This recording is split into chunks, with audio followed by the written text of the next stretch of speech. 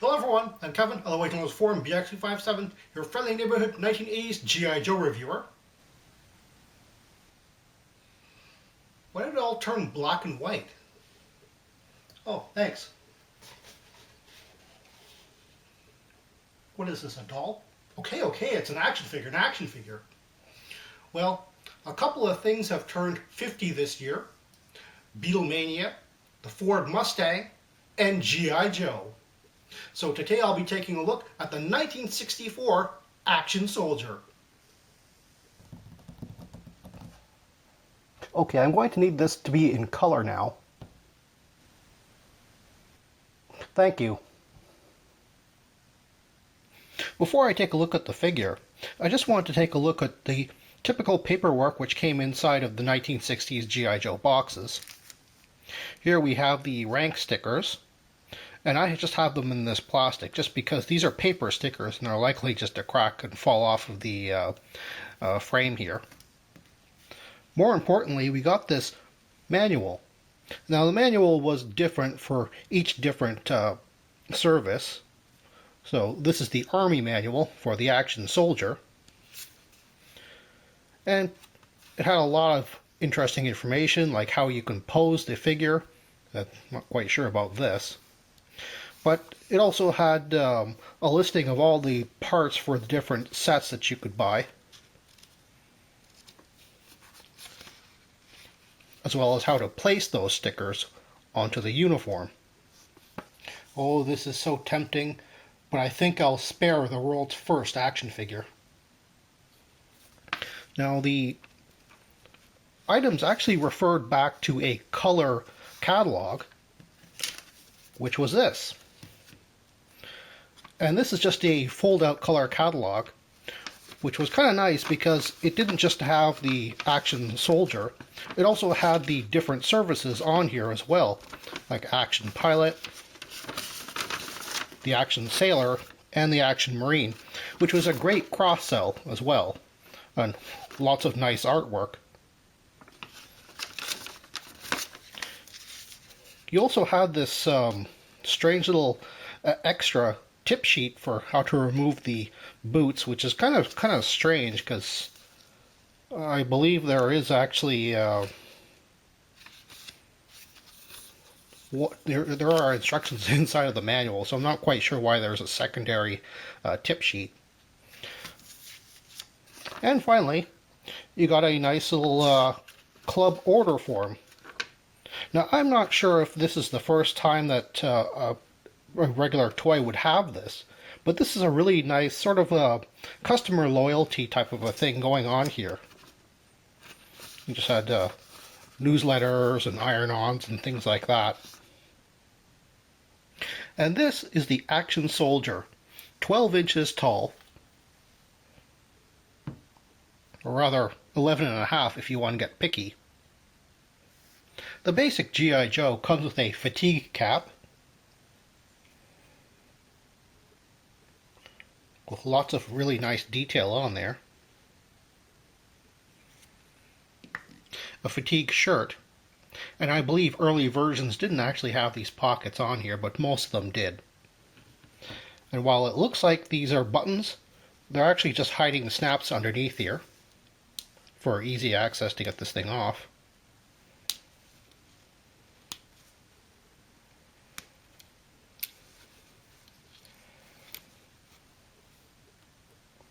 The figure also comes with a metal dog tag. It's stamped with the G.I. Joe logo, and Hasbro, of course. I'm not sure if it's typical to have the dog tags hanging outside of the uniform or inside.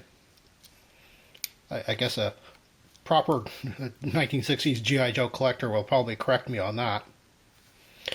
He also came with fatigue pants. Again, I'm not sure if pockets were normal on all of these issues. They did change them over the years. And of course there's snaps holding this thing on.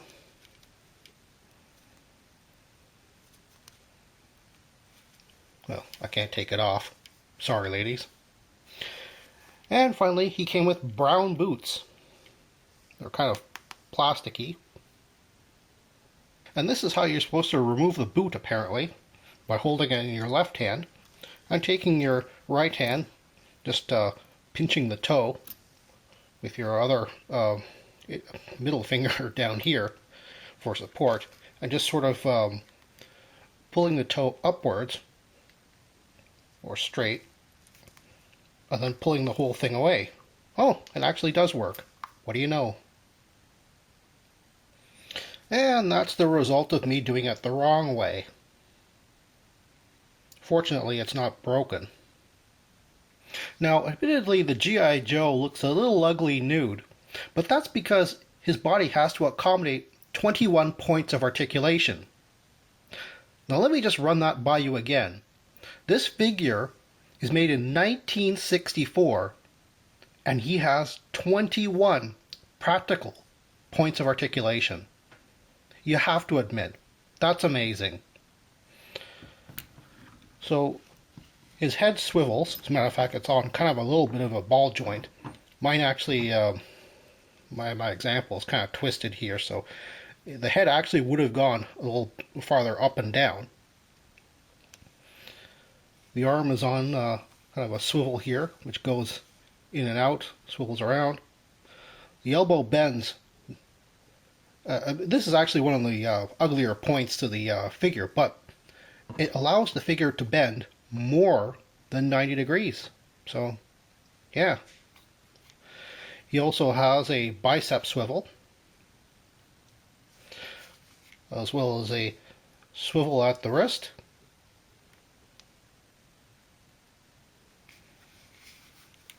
He has a swivel and a sort of a ball at the waist. So not only can he go like this, but he can also kind of ab crunch as well. Again, I do apologize for not taking off his pants, but I think one of the snaps is rusted or something. He has kind of a ball joint at the thigh there. So you can go forward, but also out as well.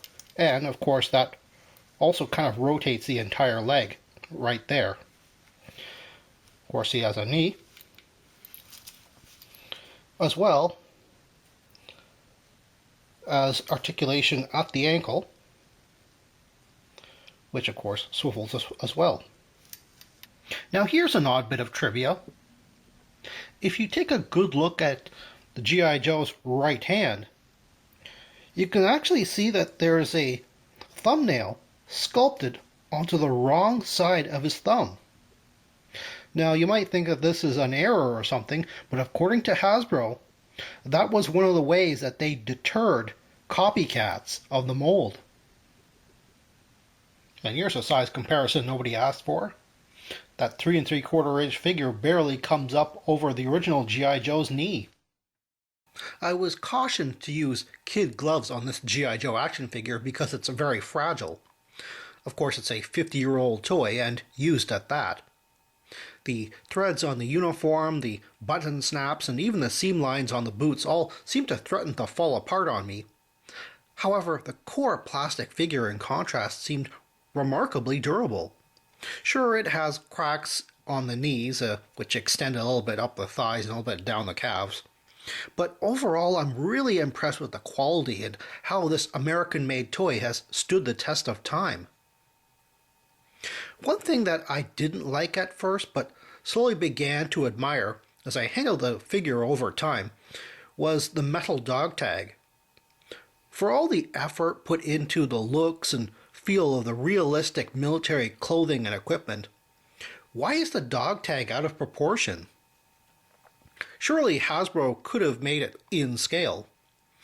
But the more I looked at it, the more it really reminded me of the hang tags that you would see on high-end dolls and toys, like stiff teddy bears, a practice which continues today as a mark of quality.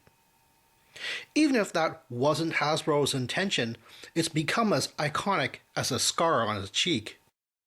Happy 50th anniversary, G.I. Joe! And for those lucky enough to attend this year's G.I. Joe convention in Dallas, Texas, remember to give Joe a salute from me. Well, that's all the time I have right now. Please check out my Facebook page for more information and behind-the-scenes photos for these reviews. Thank you for watching this video, and stay tuned for next time to see another 1980s G.I. Joe toy review. See you then.